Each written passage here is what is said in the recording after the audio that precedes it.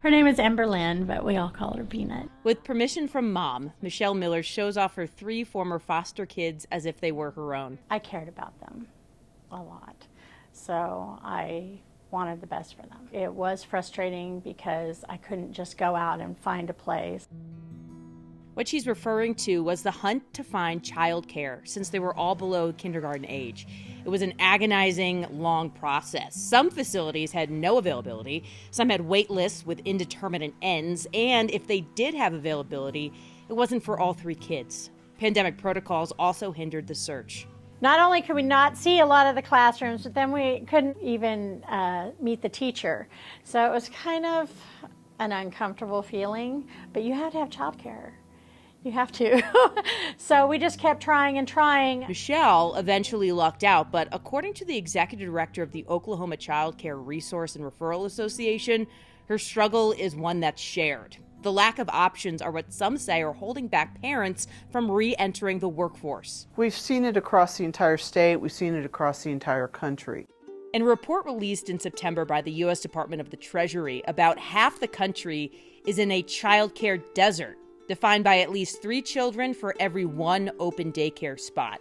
In some areas, like the Oklahoma Panhandle, there's 5 children for every 1 open spot, and 1 open daycare center for all 3 counties. Facilities have had to downsize. Staff have been out sick, and so they're not serving as many children. We're full until late summer, early fall of next year. I'm with Child. I'm on our wait list here, and I work here. Ramona Johnson is a director at Oklahoma City's Rainbow Fleet, a daycare center. The lack of open spots for her center and ones like it around the country comes down to one thing, and that's staffing. We've used Indeed and other work websites, so definitely been a struggle, and even sometimes that has been disappointing. People don't show up for interviews or people show up and they don't stay long. This staffing issue is not a pandemic-born problem, but COVID revealed just how critical it's become. Between 26 and 40% of the childcare workforce leaves every year. This is mostly because of poor pay and no benefits. At an average salary of $24,230, childcare workers are in the bottom 2 percentile of occupations. However, families are spending on average 13% of their income on high childcare costs. Childcare industry as a whole is often seen as just babysitting, and it's so much more. Stephanie Daniels is a childcare consultant based in Tulsa. She says the overhead costs of supplies are what eats up most of the money going into childcare.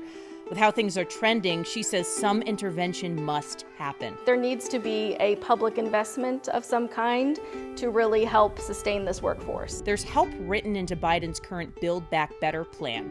It has an agenda to make childcare more affordable and available, but as it's being trimmed down by the trillions, it's not certain whether those will remain in it. As Washington determines whether or not to throw the industry a lifesaver, Michelle has hope for parents and guardians who were in her position. Oklahoma isn't the only place struggling, but I know that it's a need and it's going to get worked out. I'm Vanessa Mishanya. I feel that.